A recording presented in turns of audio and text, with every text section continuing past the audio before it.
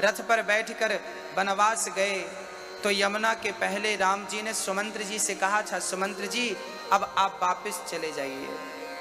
बरवस राम सुमंत्र पठाए, जाइए वापस। सुमंत्र जी ने कहा मैं जा रहा हूं, पर ये घोड़े मुड़ते ही नहीं। जो रथ पर घोड़े लगे थे ना, वो घोड़ों को अयोध्या की तरफ मोड़ा, सुमंत्र जी ने मुड़े ही नहीं। मानो वो घोड़ों की, गोस्वामी तुलसीदास जी लिख रहे हैं कि घोड़ों की आंखों से आंसू गिर रहे थे। मानो किसी ने पूछा घोड़े से, तुम क्यों रो रहे हो? तो घोड़े ने कहा कि राम को वनवास भेजने में मेरा ही हाथ है। क्यों? राम को वनवास भेजने में कैकेयी का हाथ है, तुम क्यों कह रहे हो मेरा हाथ है? घोड़े ने कहा कि मैं अभागा हूं, राम को अयोध्या से मैं रथ पर बिठाकर यहाँ जंगल ले आया और अब यहाँ छोड़ दूंगा, मुझे पाप लगेगा। हे राम, मानो घोड़े कह रहे हैं कि राम जब तक वनवास में हो मुझे अपने साथ रख लो, जहाँ जाना होगा मैं आपकी सेवा में लगा रहूंगा, मुझे छोड़िए मत राघव, मुझे छोड़िए मत। वो घोड़ों की आंखों से आंसू गिर रहे हैं। इन आंसुओं को देखकर तुलसीदास जी ने कलम रख दी और फूट फूट कर रोने लगे। जासु वियोग विकल पशु ऐसे, प्रजा मातु पितु जी हैं ही कैसे। गोस्वामी जी ने चौपाई लिख दी। जिनके वियोग में पशु पक्षियों की ये हालत है, वहां इंसानों की क्या स्थिति रही होगी। भक्तों, उद्धव जी आए, उद्धव जी का दुपट्टा कांटों में उलझ गया। मानो कांटे कह रहे हैं उद्धव जी से, उद्धव जी यहाँ ज्ञानी बनकर आए हो तो ज्ञान का पहाड़ा हम तुम्हारे दुपट्टे के जैसे फाड़ देंगे। यहाँ ज्ञानियों का प्रवेश नहीं, यहाँ तो प्रेमियों का प्रवेश है। ये वृंदावन है, श्रीधाम वृंदावन में जैसे ही उद्धव जी आए, अलग खुशबू थी, अलग आनंद था। उद्धव जी को ब्रजवासी मिल गए। अच्छा, सारे ब्रजवासी रोज श्याम सुंदर का इंतजार करते थे। कह के गए हैं ना भगवान कि हम 2 दिन में आ जाएंगे, तो ब्रजवासियों को लगा पता नहीं वो दूसरा दिन कब आ जाए, कब हमारे श्याम सुंदर वापस आ जाएं। इसलिए रोज ब्रजवासी अपने घर के बाहर बंधनवार लगाते थे, स्वास्तिक रोज बनाते थे, रोज दीप जलाते थे, पता नहीं किस घड़ी श्याम सुंदर आ जाए। रोज ब्रजवासी घर के बाहर बैठ करके कृष्ण कृष्ण कृष्ण जपते थे और बस कृष्ण के आने का इंतजार करते रहते थे। ब्रजवासियों का कोई अपना सारा काम करते, गायों को चराने जाते तो जिस पेड़ के नीचे कभी कन्हैया बैठा करते थे, खाया करते थे, खेला करते थे, आज सारे ब्रजवासी उस वृक्ष की तरफ देख करके रो रहे हैं, कन्हैया को याद कर रहे हैं, श्याम सुंदर के चिंतन में खोए हैं सारे ब्रजवासी। किसी ने, अब उद्धव जी किसी से पूछ रहे हैं, भैया जी ये यशोदा माँ का घर कौन सा है? लोगों ने बताया कि ये जल की जो धार आ रही है ना, जहां से ये धार बह रही है जल की, वही घर माँ यशोदा का। अच्छा, जल से धार? हाँ। उद्धव जी बोले समझ नहीं आया। ब्रजवासियों ने कहा कि जब से श्याम सुंदर गए हैं, गोपियों ने, यशोदा माँ ने अपने आंखों के आंसू पहुंचे नहीं, आंखों के आंसू सूखे नहीं, इतने आंसू गिरे, इतने आंसू गिरे कि छोटी सी नदी उनके घर से निकल रही है, आंसुओं की नदी। भक्तों, सुनकर कितना आश्चर्य लगता है ना, क्या बताएं। हम दुनिया के तुच्छ प्राणी ना, दुनिया के लिए रोते हैं। हमारे घर परिवार में कोई मर जाता है ना, हम बहुत रोते हैं। हमें संसार का सुख नहीं मिलता ना, बहुत रोते हैं। याद रखना मेरी माँ, आंसू संसार के लिए रोएंगे तो भी निकलेंगे और भगवान को पाने के लिए रोएंगे तो भी निकलेंगे, पर आंसुओं का गिरना तब सार्थक है जब वो गोविंद की प्राप्ति में आंसू गिरे। वो आंसू गोपियां गिरा रही हैं, ब्रजवासी गिरा रहे हैं, माँ यशोदा की आंखों से आंसू की धार टूटती ही नहीं, इतने आंसू। हाँ भक्तों, भगवान उद्धव जी आगे बढ़े, आगे जाकर देखा तो यशोदा जी पलने की तरफ देख रही थी। पलने पे श्याम सुंदर कभी सोया करते थे, खाली पलने को माँ झुला रही है, कन्हैया सो जाओ। थोड़ी देर बाद कहती कितना सोगे, उठ जाओ। उद्धव जी खड़े खड़े देख रहे हैं माँ यशोदा का पागलपन। याद रखना भक्तों, जब तक आप पागल नहीं हो जाते तब तक उस ईश्वर से संबंध जुड़ता ही नहीं। दुनिया पागल समझने लगे, क्योंकि दुनिया का जब तक हमें ख्याल रहेगा तब तक उस कृष्ण का ख्याल नहीं रहेगा। जब तक मैं हूं तब तक वो नहीं, और जब वो आ जाएगा तो मैं नहीं रह जाऊंगा, मैं मिट जाऊंगा, मैं समाप्त हो जाऊंगा। मैं अर्थात अहंकार, अर्थात मिश्री जैसे पानी में घुलकर एक हो जाती है, हाँ ऐसे भक्त भगवान में मिलकर जब एक हो जाए, यही जीवात्मा परमात्मा का मिलन है। वो स्थिति माँ यशोदा ने प्राप्त कर ली थी। जब मैं था तब वो नहीं, अब वो है मैं नाए, प्रेम गली अति साकरी जा मैं दो न समाए। प्रेम की गली बड़ी संकीर्ण है भक्तों, याद रखना, यहां दो लोगों की गुंजाइश ही नहीं है। प्रेम की गली बड़ी सकरी होती है। मां यशोदा श्याम सुंदर का श्रृंगार कर रही है, भाव से बिठाकर कभी उसे काजल लगा रही है, कभी कंघी कर रही है, कंघी लेकर यूं ही कंघी घुमा रही है मां यशोदा, काजल लेके यूं ही हाथ में काजल लगा रही है। भाव है कि कृष्ण मेरे गोद पे और मैं कन्हैया को काजल लगा रही है। भाव है कि मैं कन्हैया की कंघी करके बढ़िया बाल इकट्ठे करके और रबर लगा रही हूँ, चोटी कर रही हूँ श्याम सुंदर की। भाव है वो कपड़ा उठाती है माँ और भाव बनाती है कि श्याम सुंदर मेरे सामने खड़े हैं और मैं उन्हें वस्त्र पहना रही हूँ। उद्धव जी सब कुछ देख रहे थे। तभी उद्धव ने आवाज लगाई, मैया ओ मैया। माँ यशोदा को लगा मेरा कृष्ण आ गया। मैया कहकर तो वही बुलाता है ना। अब पलट कर देखा तो कृष्ण का पीतांबर उद्धव जी ने ओढ़ रखा था। मैया तो भ्रमित हो गई, मेरा कृष्ण आ गया। दौड़ पड़ी, मेरा कन्हैया आ गया, मेरा कृष्ण आ गया, मेरा कृष्ण आ गया। दौड़कर उद्धव को हृदय से लगाया, मस्तक को चूमा, बालों पर सिर पर हाथ रखा, गले से लगाया। मेरे कृष्ण कहाँ चले गए थे? तुम्हें अपनी माँ की याद नहीं आई? कोई इतना भी निष्ठुर बनता है? क्या अपराध हो गया था मेरे श्याम सुंदर जो तू मुझे छोड़कर चला गया? मेरे कन्हैया अब मुझे छोड़कर मत जाना। उद्धव जी ने कहा, माँ मैं कृष्ण नहीं उद्धव हूँ। अच्छा तो मेरा कृष्ण कहाँ है? माँ वो नहीं आए, वो नहीं आए। जब ये बात माँ ने सुनी, धड़ाम से जमीन में गिर पड़ी, मूर्छित हो गई माँ। अब बताइए भक्तों, क्या इस कोटि का, इस प्रकार हमारा और आपका प्रेम भगवान से है? हाँ या ना? नहीं है ना? हम लोग भगवान से प्रेम नहीं कर पाते, करते हैं पर मात्र 2%, 1%। इतने प्रेम से काम नहीं बनेगा। अच्छा आप में से कितने लोग हैं जो भगवान से प्रेम करते हैं? हाथ उठाओ। सब करते हैं। अब मैं पूछना चाहता हूं कि आप भगवान से प्रेम करते हैं, बस ये और बता दीजिए कितना प्रेम करते हैं? कितना? इतना सारा। मैं जो प्रश्न कर रहा हूं उसका जवाब देते जाइए, पता चल जाएगा कि कितना प्रेम है। प्रश्न मेरा, उत्तर आपका।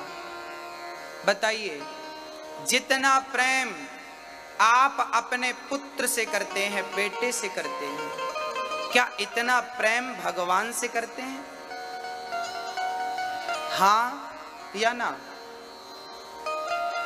जितना प्रेम हम अपनी बेटी से करते हैं, जितना प्रेम हम अपने पति से, अपनी पत्नी से करते हैं, क्या इतना प्रेम भगवान से करते हैं? जितना प्रेम हम अपने पैसों से, अपने बिजनेस से, अपने मकान दुकान से करते हैं, क्या इतना प्रेम भगवान से करते हैं?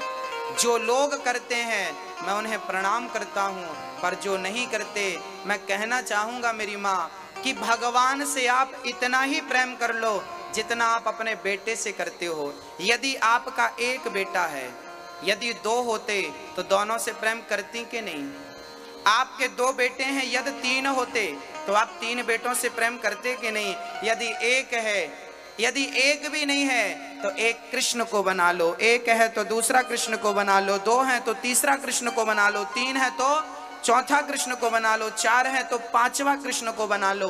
और प्रेम उतना ही करिए जितने अपने पुत्र से करते हैं। मां यशोदा ने बेटा बनाकर ही तो प्रेम किया था। भगवान को भगवान बनाकर प्रेम नहीं किया जा सकता, याद रखना। लाइट जहां से बिजली बनती है ना, वहां से बड़े बड़े मोटे मोटे तारों में बिजली सप्लाई होती है, फिर उन मोटे बड़े तारों से फिर छोटे तारों में आती है ना। फिर डीपी आदि लगती है तो और छोटा हो के जो घर का बल्ब जलता है वो तो कम बिजली में जलता है, वो हाई टेंशन तार जो निकलता है उससे बल्ब जलेगा। तो परमात्मा तो हाई टेंशन तार जैसा है, पावरफुल है।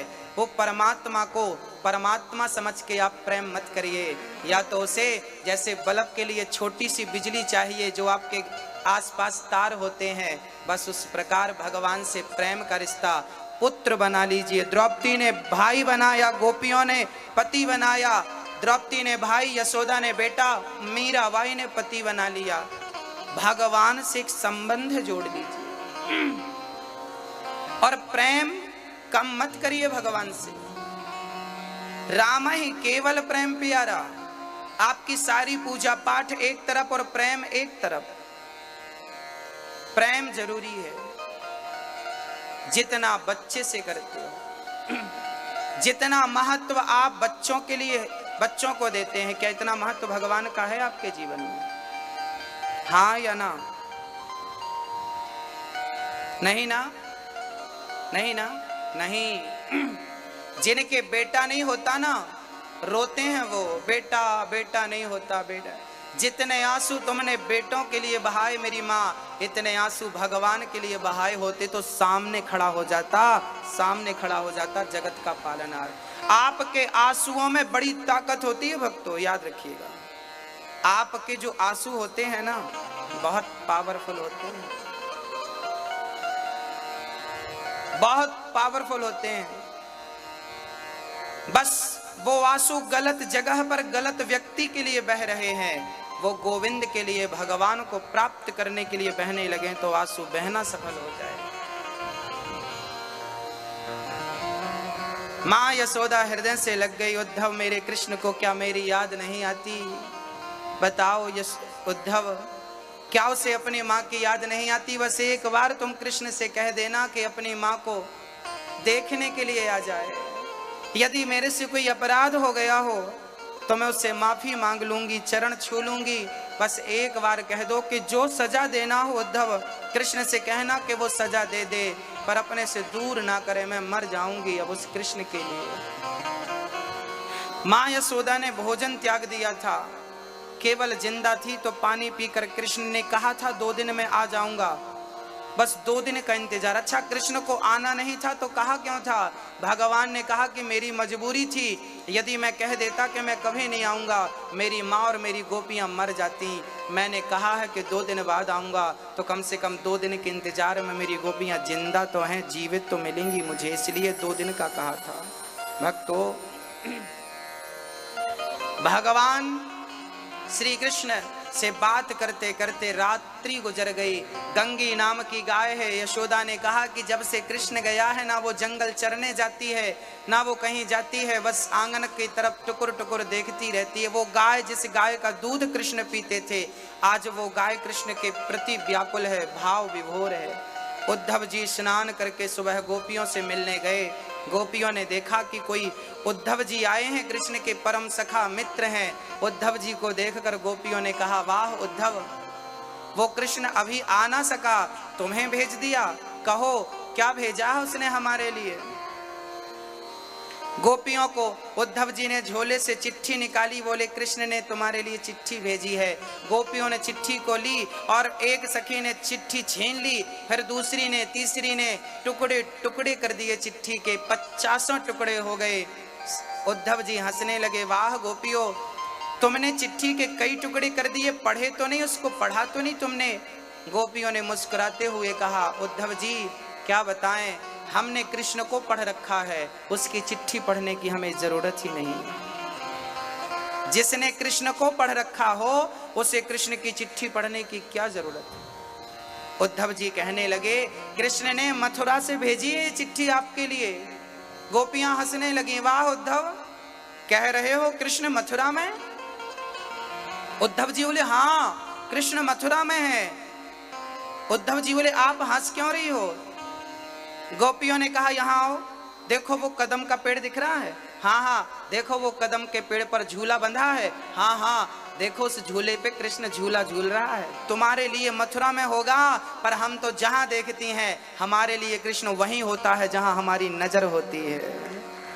आपके लिए कृष्ण मथुरा में हो सकता है, पर भक्त के लिए भगवान वहां है जहां उसकी निगाहें हैं, जहां उसकी नजर है। उद्धव जी को दिखाई नहीं पड़ा कि भगवान है, पर वो कह रही हैं, देखो ये झूला, देखो भगवान ने पीला सा पीतांबर धारण कर रखा, देखो भगवान ने मुकुट पर मोर का पंख लगा रखा है, देखो कितनी सुंदर बांसुरी बज रही है। हाँ देखा उद्धव? अब उद्धव जी को कुछ समझ नहीं आया। उद्धव जी, एक सखी बोलो, उद्धव जी को समझ नहीं आएगा, ये जो कृष्ण है ना, ये एक जन्म का नहीं कई जन्म का कपटी है। क्या बिगाड़ा था उस सुपड़खा ने? बेचारी शादी करने गई थी, नाक कान काट के भेज दिया। क्या बिगाड़ा था? राजा बलि ने बावन बन के गया, लूट लिया सब कुछ। ये एक जन्म का लुटेरा नहीं है, जन्म जन्म का लुटेरा है, जन्म जन्म का छलिया है ये। हमने प्रेम किया था, हमें छोड़कर चला गया। अब उद्धव जी समझ गए, राम राम, जिन्हें अनपढ़ समझ रहा था वो तो भगवान को जन्म जन्म की बात जानती हैं भगवान की। उद्धव जी समझने लगे, उद्धव जी के ज्ञान की गांठें खुलने लगी और प्रेम का रंग चढ़ने लगा, प्रेम का रंग चढ़ने लगा। और प्रेम का रंग इस कदर चढ़ा कि जब आखिरी में राधा रानी का दर्शन गोपियों ने कराया, चलो तुम्हें कृष्ण की प्रियतमा से मिलाते हैं। जब सारी सखियां उद्धव जी को राधा रानी के सामने लेकर गईं, तो राधा जी एक पेड़ की छांव में बैठकर बस कृष्ण कृष्ण कृष्ण कृष्ण का चिंतन कर रही थी, बस कृष्ण कृष्ण जप रही थी। बिल्कुल एक हड्डी सूख गई थी राधा रानी। उद्धव जी ने कहा, ये देवी कौन है? कहा, यही तो राधा रानी है।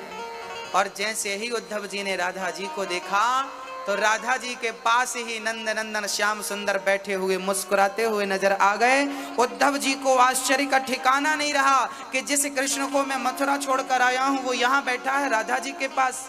जाकर देखा, उद्धव जी ने पांव पकड़ना चाहा, श्याम सुंदर अंतर्धान हो गए। अब उद्धव जी से राधा जी ने कहा, उद्धव ये बताओ मेरे कृष्ण ने क्या संदेशा पहुंचाया है? उद्धव जी कहते हैं, राधा जी, श्याम सुंदर ने कहा है कि तुम हमें भूल जाओ, बस ये कहा, तुम हमें भूल जाओ, बस ये कहा। राधा जी हंसने लगी। उद्धव एक बात बताओ, क्या कोई श्वास लेना भूल सकता है? क्या दिल धड़कना भूल सकता है? यदि भूल जाए तो ये जीवन समाप्त हो जाएगा। उद्धव, जैसे श्वास लेना कोई भूल नहीं सकता, ऐसे जो कृष्ण है वो तो हमारी श्वास है, हम चाहें तो भी नहीं भूल सकते। जाओ उद्धव, अभी भौरा आ गया और भौरा गुंजार करने लगा। राधा जी ने कहा, भौरा तू कपटी है, तू काला है, तेरा कृष्ण काला, तू हट जा। सारी गोपियां राधा जी का दर्शन करने लगी और उद्धव जी की तरफ देखकर राधा रानी कहने लगी, उद्धव तेरा कृष्ण भगवान है, उस कृष्ण से कह देना कि अगला जन्म हो तो मुझे कृष्ण बनाए और खुद राधा बनकर के अनुभव करे कि प्रेम क्या होता है। ओ सावरे, ओ सावरे, ओ सावरे, ओ सावरे।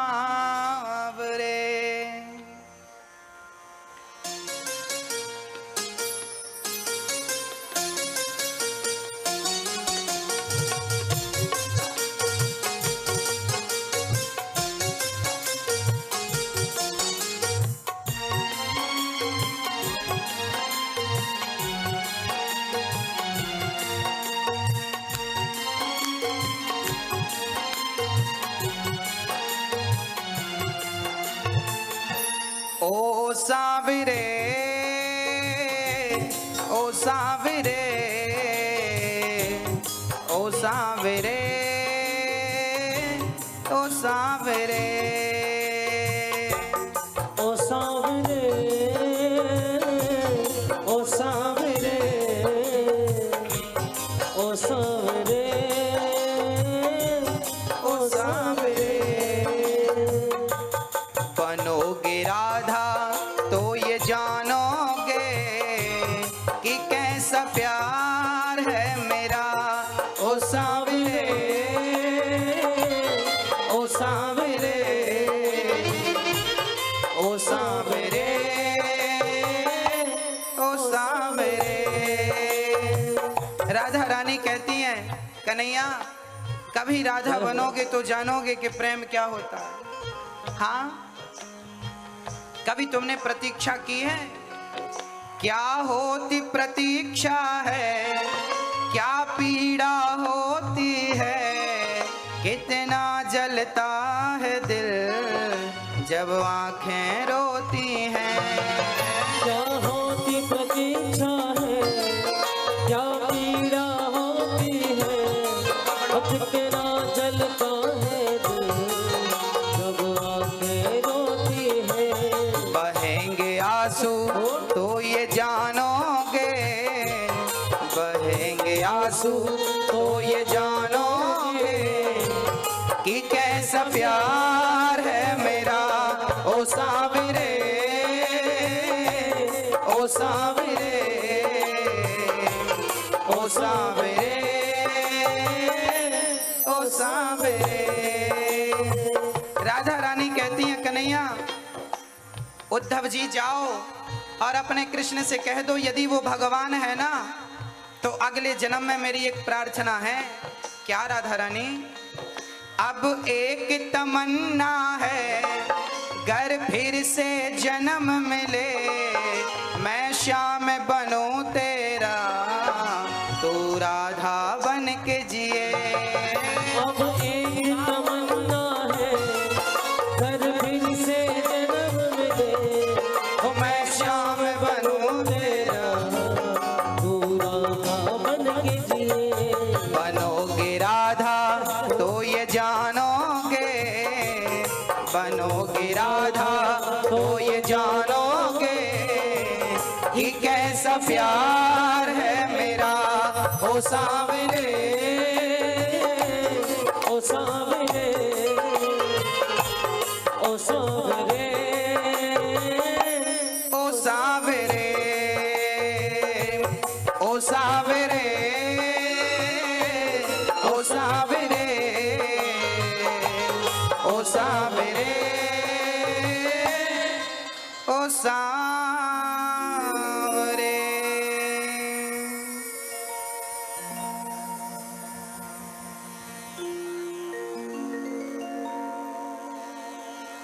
हे श्याम सुंदर, सारी गोपियां, अब तो राधा रानी की एक ही इच्छा है कि अब एक तमन्ना है, घर फिर से जन्म मिले, मैं श्याम बनूं तेरा, तू राधा बन के जिए।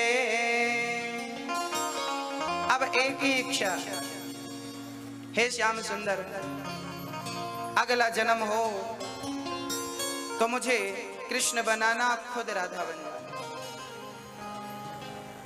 हाँ, देखिए आज के नाच में और तब के नृत्य में कितना अंतर था। आज का नृत्य भगवान को पीठ दिखाकर किया जाता है, मीराबाई भगवान को मुंह दिखाकर नृत्य करती थी। यही अंतर है तब के नृत्य में और आज के नृत्य में। आज जमाने के लिए नाच होता है, तब भगवान के लिए नृत्य हुआ करता था। हाँ, हाँ, ओ सावरे, ओ सावरे, ओ सावरे, ओ सावरे। उद्धव जी का सारा ज्ञान का अहंकार मिट गया। हे श्याम सुंदर, मेरा जो अहंकार, उद्धव जी राधा रानी के चरणों की रज पे स्नान करते हैं और दौड़ करके वृंदावन श्याम सुंदर से मिलने के लिए मथुरा की ओर जाते हैं।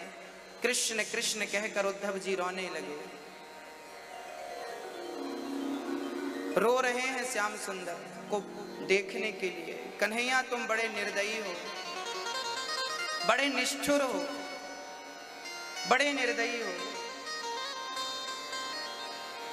कन्हैया बोले उद्धव क्या हो गया, ये हालत कैसी? ब्रज रज में लोट लोट कर उद्धव जी आए हैं। क्या हालत हो गई उद्धव? क्या बताऊं कृष्ण, बस आपका हितैषी केवल वृंदावन में है, गोपियां हैं, आप चलिए उनके पास चलिए, उनके सिवा आपका कोई नहीं। तब भगवान ने अपने हृदय में पूरे ब्रजमंडल का दर्शन कराया, पूरे ब्रजमंडल का दर्शन कराया। राधा जी का, यशोदा जी का, नंद बाबा का। उद्धव जी को लगा कि वृंदावन से कृष्ण अलग हैं। आज उद्धव जी को समझ आया कि भगवान भक्त से एक पल के लिए दूर नहीं है। हाँ जी, एक पल के लिए। भैया जी ये पंखा किसको हवा दे रहा बड़ा वाला, इसको ठीक करिए।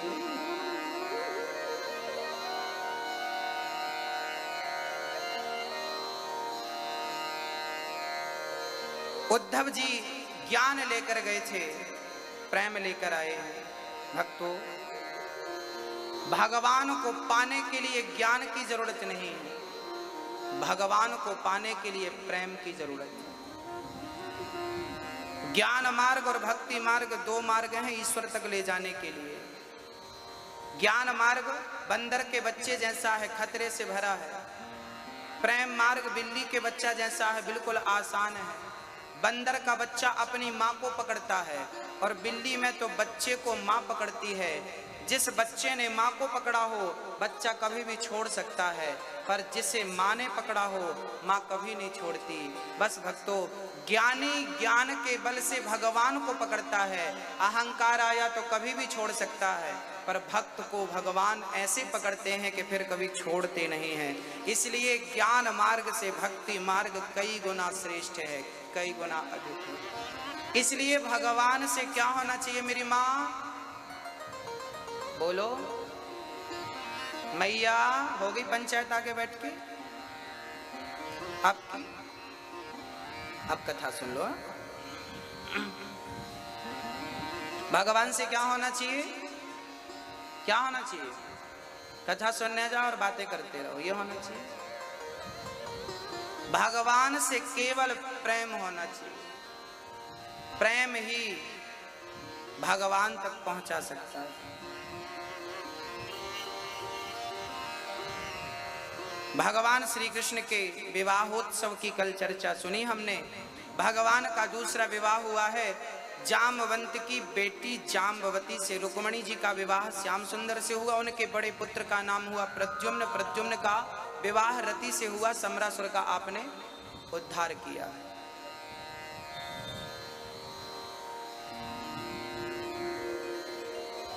सम्रासुर का उद्धार कर दिया।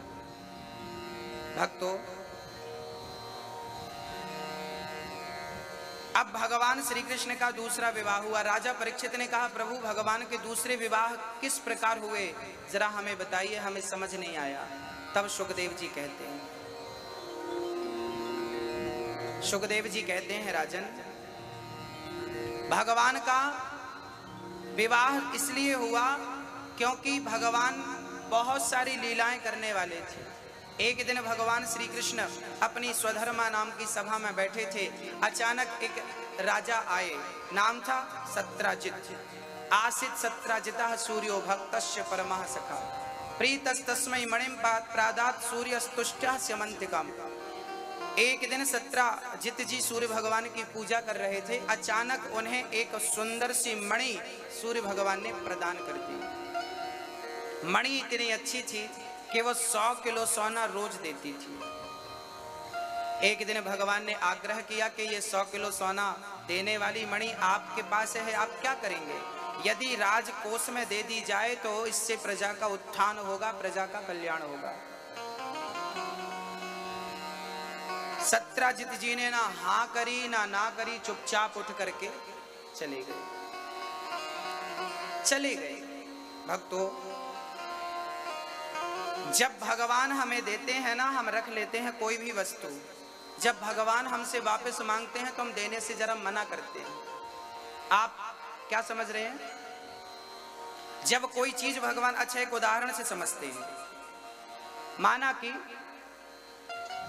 माना कि ये वस्तु हमने आपको दे दी कि भाई आप इसे संभाल के रखना, हम 2 साल 5 साल 10 साल बाद आएंगे तो आप हमें वापस कर देना। अब बताइए आप करेंगे कि नहीं? वापस नहीं करेंगे? ऐसे नहीं थे आपकी।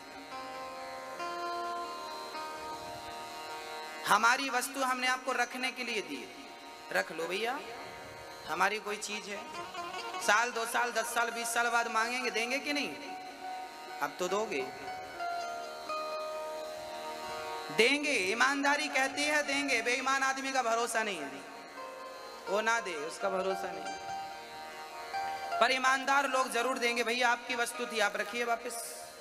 ऐसे ही आपकी पत्नी, आपका पति, आपका बेटा, आपका परिवार, आपका धन, आपका पद, आपको किसने दिया? भगवान ने दिया। भगवान ने दिया था 10 साल 20 साल 25 साल 50 साल के लिए। अब भगवान वापस मांगते, चलो भाई हमारी चीज हमें वापस करो। अब आप देते हैं क्या? रोते हैं, नहीं महाराज जी हम नहीं देंगे, हम नहीं देंगे, हम नहीं देंगे। बेटा भगवान ने दिया, ले लिया तो रोने लगे। बेटी भगवान ने दी, ले लिया तो रोने लगे। पति भगवान ने दिया, ले लिया तो रोने लगे। पद भगवान ने दिया, ले लिया तो रोने लगे। आप खुशी खुशी देते क्या हो? हर जगह रोना, हर जगह रोना।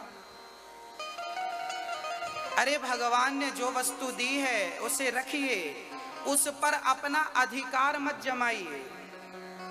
ये मेरा है ये मत समझिए, वो आपका नहीं है, वो आपको दिया गया है।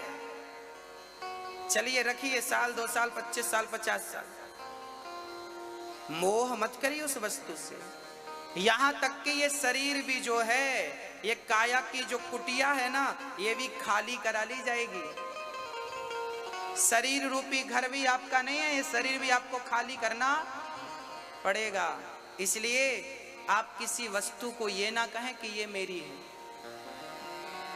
अच्छा ये बताएं, आपका खुद का घर किस किस के लोगों का? किराए से रहते हो कि घर खुद का? जिनका खुद का हाथ उठाओ। सबका ही खुद का है। हमारा तो अपना किराए का है साहब, हमारा अपना नहीं है। हम तो कन्हैया के मकान में रहते हैं, उसका मालिक कन्हैया है और कन्हैया के मकान को किराए से ले रखा है। जब तक कन्हैया देगा रहेंगे। आप लोग बड़े लोग हैं, अपने घर पे रहते हैं, हम अपने घर पे नहीं रहते।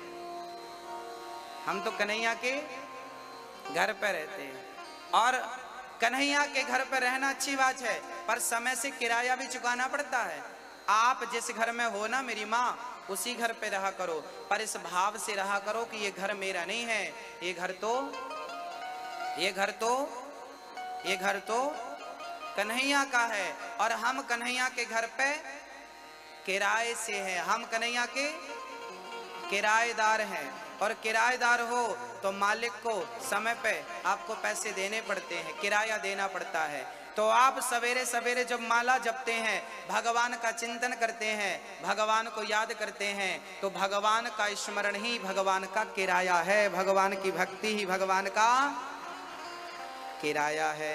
तो आप भक्ति मत किया करो, आप तो भगवान का किराया चुकाया करो। रोज भगवान को याद करेंगे। क्यों याद करेंगे? क्योंकि उसके घर पर रह रहे हैं।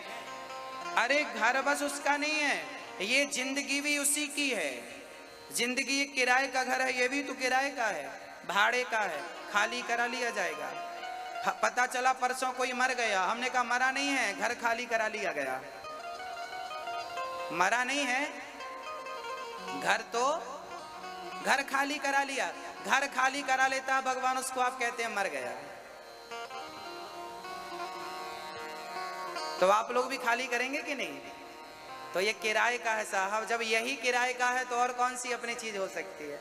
इसलिए अपनी पत्नी का अपनी पत्नी का मालिक कृष्ण को बनाओ, पुत्रों का मालिक कन्हैया। ये बेटा बेटी पत्नी पति परिवार ये मेरा नहीं है, परिवार कन्हैया तेरा है। बैंक का मैनेजर होता है कि नहीं?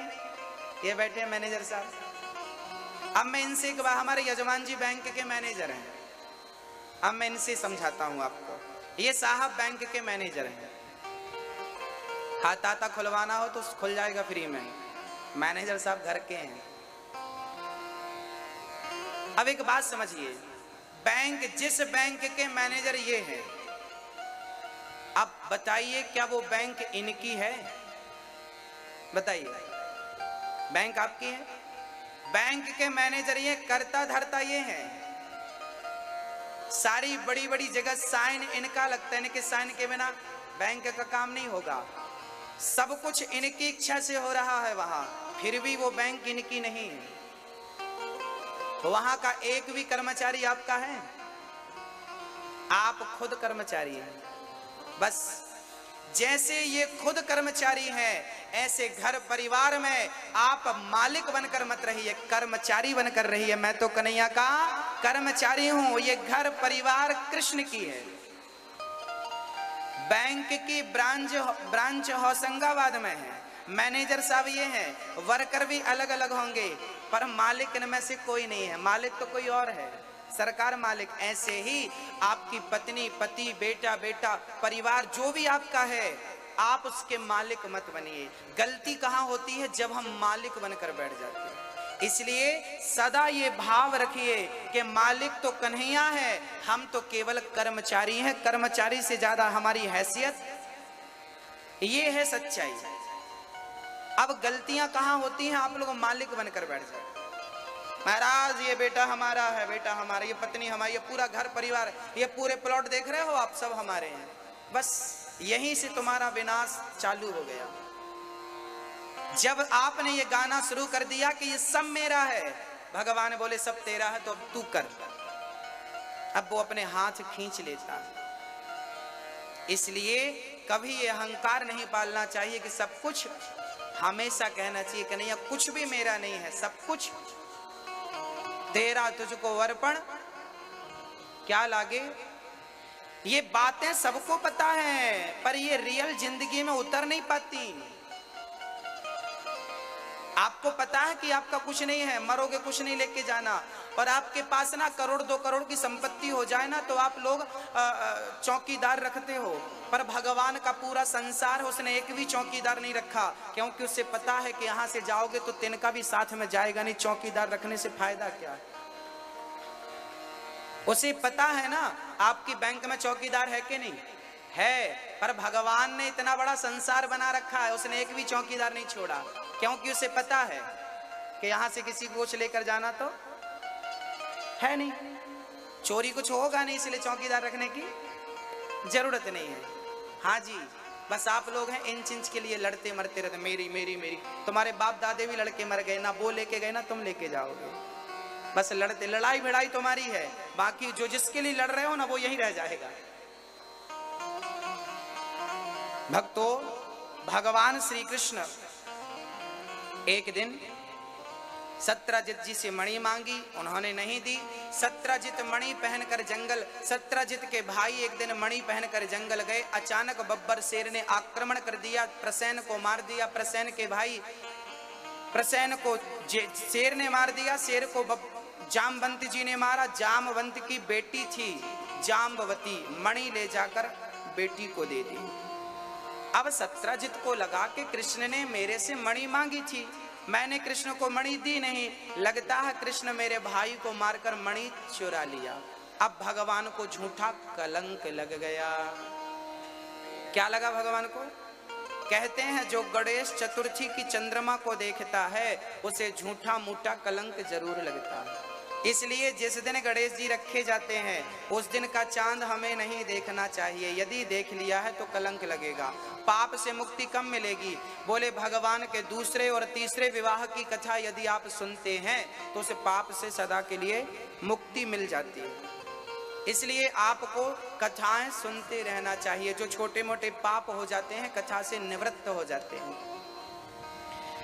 रामचरितमानस में ये बात लिखी है कि जो आपन चाहे कल्याणा, सो जसु सुमति शुभ गति सुख नाना, सो पर नार लीलार गोसाई, तजऊ चौथ के चंद्र की नाई। जो स्त्री अपना कल्याण चाहती है वो पर पुरुष को बिल्कुल ना देखे, जो पुरुष अपना कल्याण चाहता है पर नारी को बिल्कुल ना देखे।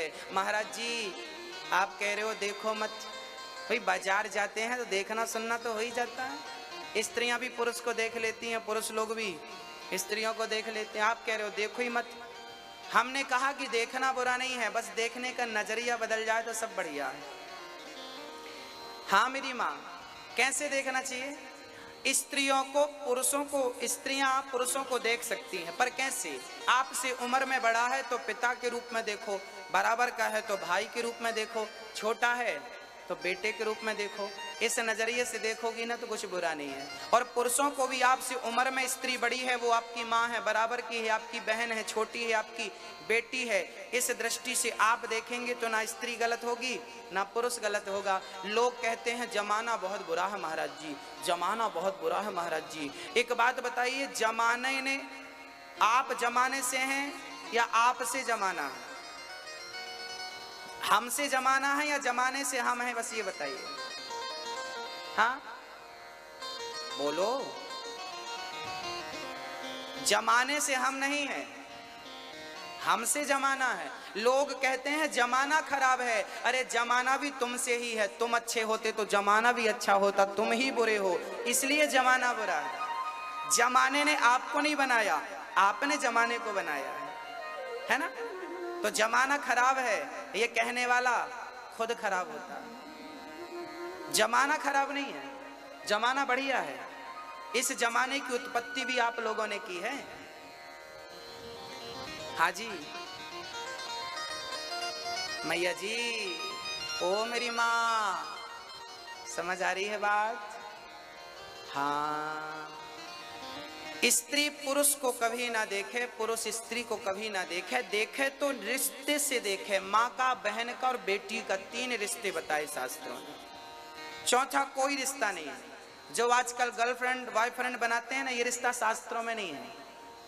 ये आपके सत्यानाश का रिश्ता है, ये आप लोगों के सत्यानाश का रिश्ता है। सत्यानाश भी नहीं, सवा सत्यानाश। ये भगवान शास्त्रों ने बनाया है केवल माँ, बहन और बेटी। पुरुष इस दृष्टि से देखे स्त्री को, बस चौथा कोई नजरिया ही नहीं दिया। स्त्री के पास भी 3 नजरिए हैं, पिता का, भाई का और पुत्र का, चौथा कोई ऑप्शन नहीं है। पर आजकल लोग ना, शास्त्र कहते हैं देखो भालो तको मत, बोलो चालो बको मत, खाओ पियो छको मत, चलो फिरो थको मत। देखना बुरा नहीं है, ताकना बुरा है। आजकल लोग देखते नहीं, ताकते। आजकल नौजवान भाई बहनों के मोबाइल में रिंगटोन लगी होती है, ताकते रहते तुझको सांझ सवेरे। आजकल ये देखते नहीं है आजकल। हाँ जी, आपका बेटा ना देखता नहीं है, ताकता है। आपकी बेटी देखती नहीं है, ताकती है। इनको सत्संग की जरूरत है। दृष्टि कहां से बदलती है? सत्संग से बदलती है। जब तक दृष्टि नहीं बदलेगी तब तक सृष्टि नहीं बदल सकती। आइए मैं आपको एक एग्जाम्पल देता हूं कि दृष्टि से सृष्टि किस प्रकार बदलती है। एक कुम्हार था, उस कुम्हार का कारोबार था चिलम बनाने का। चिलम बनाता, चिलम जानते हैं, चढ़ाते हैं गांजा वांजा। एक कुम्हार था, चिलम बनाता था। एक गुरुजी ने कहा बेटा चिलम मत बना, गर्मी आ रही है, बढ़िया घड़ा बना, तेरा घड़ा बिकेगा। कुम्हार को बात अच्छी लगी। जिस मिट्टी को चिलम बनाने रखा था उसी मिट्टी का उसने बढ़िया घड़ा बनाया।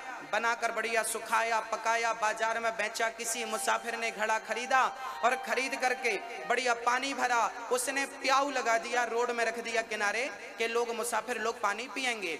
अब लोग आते हैं और बढ़िया ठंडा ठंडा गर्मी के मौसम में पानी पीते हैं और धन्यवाद देते हैं उस घड़े को। वाह कितना शीतल जल था, आनंद आ गया। जब मुसाफिर ने पानी पीकर प्यास बुझाई तो धन्यवाद मिट्टी को दिया, वाह घड़ा तेरा जल पीकर गदगद हो गया।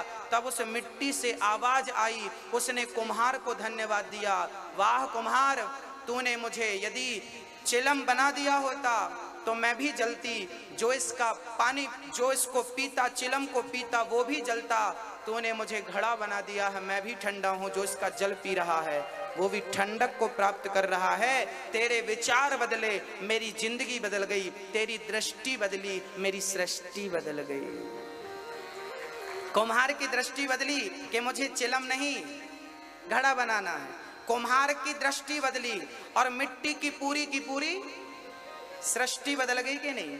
बस मेरी माँ, सृष्टि उस दिन बदल जाएगी जिस दिन आपकी दृष्टि बदल जाएगी।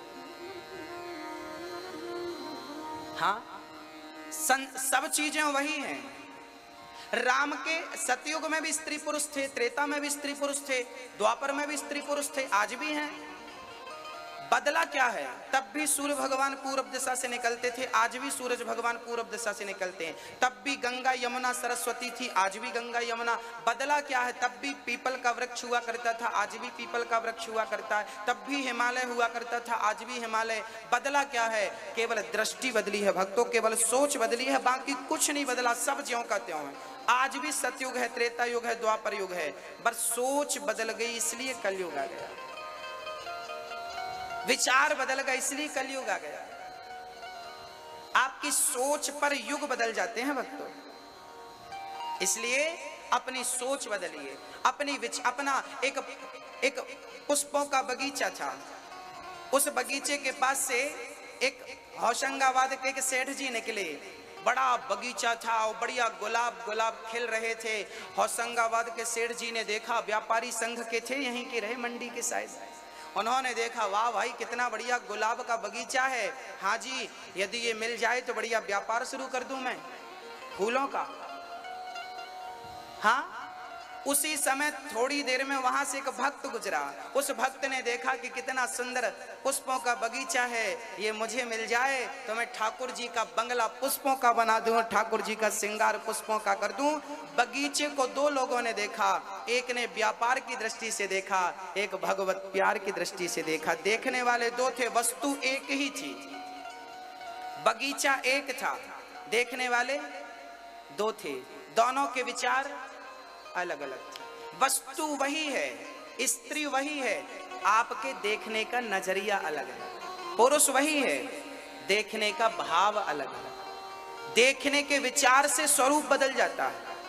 यदि आप माँ की दृष्टि से देखेंगे ना तो माँ दिखेगी, और आप गलत भाव से देखेंगे तो वो गलत ही दिखेगा। जाकी रही भावना जैसी, प्रभु मूरत देखी तन कैसी। भक्तों, भगवान श्री कृष्ण को कलंक लगा, पर नारी और पर पुरुष को देखना पाप है, शास्त्र कहते हैं। आज हमारा देश चरित्र से गिर रहा है, आपको पता है। आज हम लोग बड़ी तरक्की कर रहे हैं, बड़ा ऊपर जा रहे हैं, खूब पैसा रुपया कमा रहे हैं, हर क्षेत्र में हमारे भारत का नाम आगे है। पर जो भारत सबसे आगे था चरित्र के मामले में, राम चरित्र सुनबे कौन रसिया, राम लखन सीता मन बसिया, आज वही भारत चरित्र से गिरता जा रहा है। पता है आपको, आजकल हमारे छोटे छोटे भाइयों को, हमारे भाइयों को, हमारी बहनों को आजकल पता है प्रेम हो जाता है। आप लोगों को जानकारी है कि नहीं? आजकल ना आपके बेटा बेटी प्यार बहुत करते हैं। हाँ जी, आपको जानकारी है कि नहीं? थोड़ा बच्चों पे निगाहें रखनी चाहिए, पैदा करके छोड़ नहीं देना चाहिए, ये माँ बाप का परम कर्तव्य होता है। आजकल के नौजवान भाई बहनों को पता है सबसे ज्यादा किस चीज का रोग लगा है? प्रेम का रोग लगा है। अभी हमारी बहनों से गोल गोल रोटी बनाना नहीं आती, पर प्रेम करना आता है। हमारे भाइयों को अभी अपने पैसों से मोबाइल रिचार्ज कराना नहीं आया, पिताजी से मांग मांग के कराता है, पर प्रेम करना खूब जानता है। हाँ, अपने पैसों के जूते भी नहीं खरीदता अभी, पर प्रेम करता है। और किससे? माँ बाप से करता तो कोई प्रॉब्लम ही नहीं थी। हाँ, आजकल के नौजवान भाई बहन, आप बड़े, आजकल ना माँ बाप भी थोड़ा अंधे हैं। बहुत सारे माँ बाप अंधे हैं, मैं उदाहरण देके समझाता हूं। बहुत सारे माँ बाप अपने बच्चों को बड़े बड़े शहरों में भेज देते हैं, अकेले नौजवान लड़की को अकेले भेज दिया, जाओ बेटी वहां पढ़ना।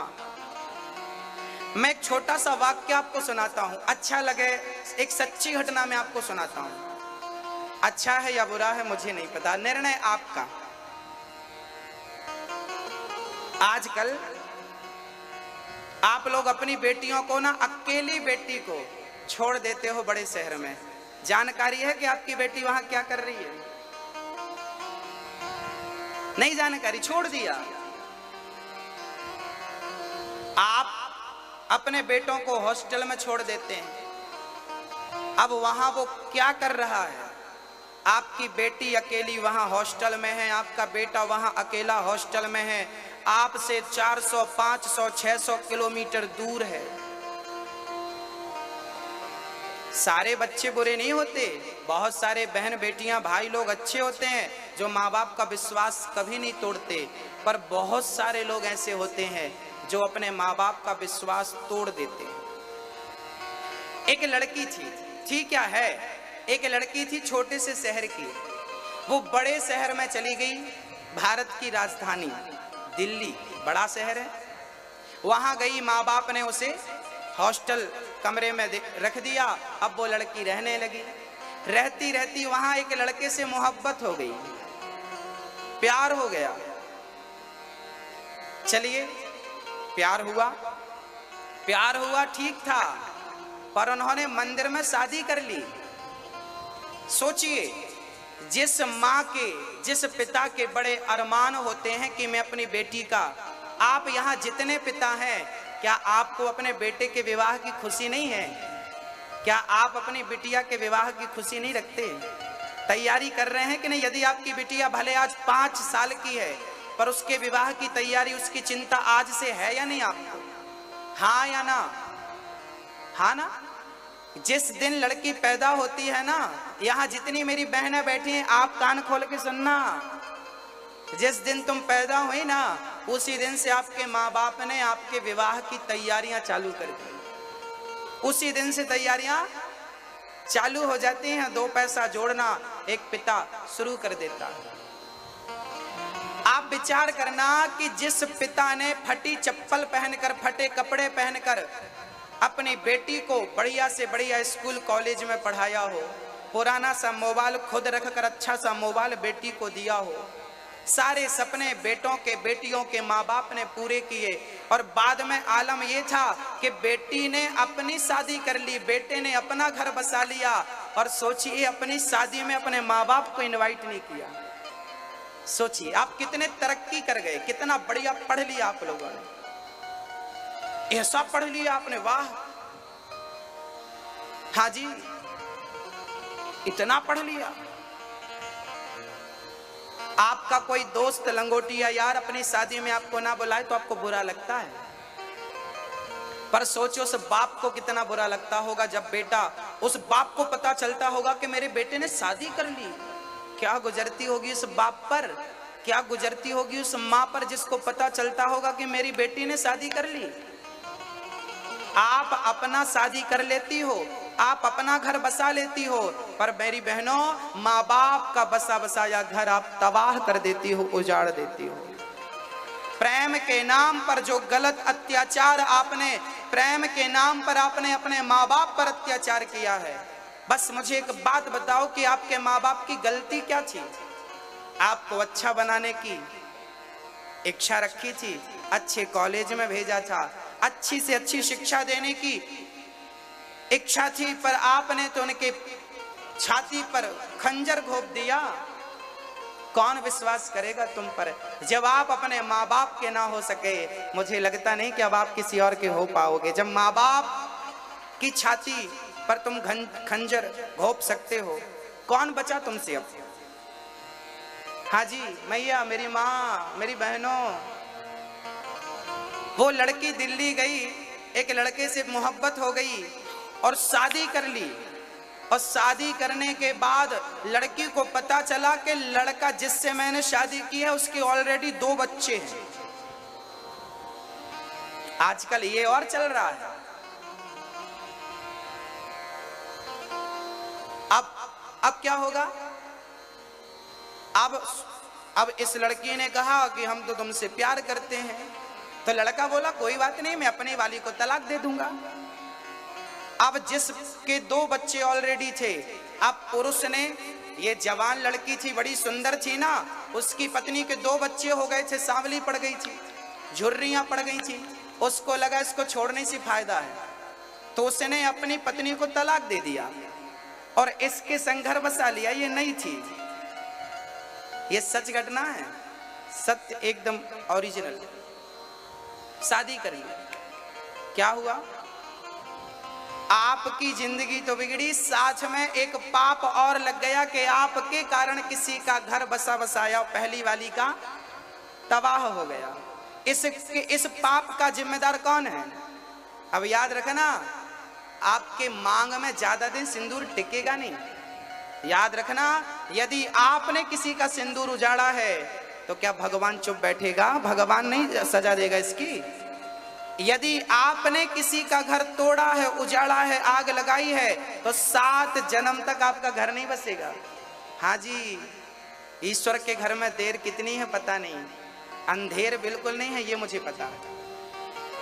इसलिए मेरी जितनी बहन बेटियां यहाँ बैठी हैं, बहुत सावधान होकर कह रहा हूं मैं आपसे हाथ जोड़कर, जमाने को धोखा दे दो चलेगा।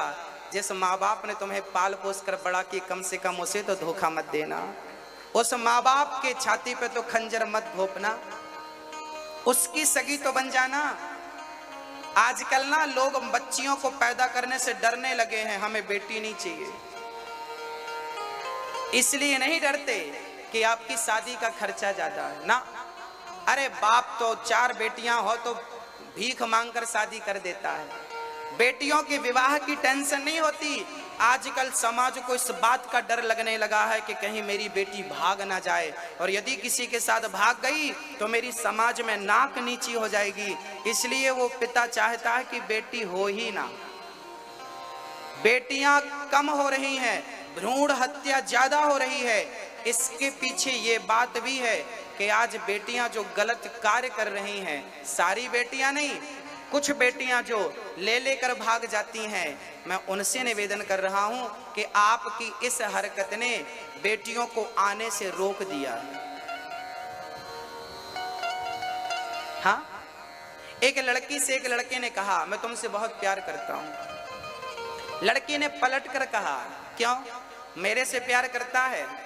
तेरी माँ, तेरा पिता, तेरी बहन, तेरा भाई नहीं है तेरे घर प्यार करने के लिए? मेरे से प्यार क्यों करता है? मेरे लिए मेरी माँ है, मेरे लिए मेरा भाई है, मेरे लिए मेरा पिता है, तेरे लिए तेरे लोग होंगे, अपनों से प्यार कर, मेरे से क्या प्यार करता है? जवाब ऐसा देना चाहिए मेरी बहनों आपको। यदि कोई आपसे कहे ना हम तुमसे प्यार करते हैं, हाँ जी, वो आपसे प्यार नहीं करता मेरी माँ, वो आपके गोरे शरीर से प्यार करता है, सुंदर तन से प्यार करता है, और ये शरीर की भूख मिटा लेगा ना, छोड़कर चले जाएगा, पलट कर देखेगा भी नहीं। किसी को आपसे प्यार नहीं है, आपके शरीर से प्यार है। इसलिए याद रखना, यदि कपड़े पे दाग लग गया ना तो छूट जाएगा, पर चरित्र पे दाग लग गया, कोई साबुन नहीं है ऐसा जो छुड़ा सके है। तो आप सभी मेरी जितनी बहनें बैठी हैं, आप ऐसी बेटी बनिए कि आपके बेटी होने पर आपके माँ बाप को, आपके गांव को, आपके शहर को, आपके देश को गर्व होना चाहिए कि बेटी ऐसी होनी चाहिए। लोग ऐसी बेटी मत बन जाना कि लोग तुम पर शर्म करने लगे कि फलाने की बेटी ने तो नाक डुबा दिया, नाम डुबा दिया, फलाने के बेटे ने नाम डुबा दिया। ऐसा बेटा मत बनना कि बाप जब गुजरे ना तो बाप को सिर झुका के चलना पड़े। बेटा तो ऐसा हो जो बाप के नाम को ऐसा रोशन करे जैसे सूर्य का प्रकाश चमकता है। ऐसे आपके कर्म से आपके पिता का गर्व से सिर ऊंचा हो जाए। हाँ, अभी देखो हमारे वैज्ञानिकों ने, इसरो ने अभी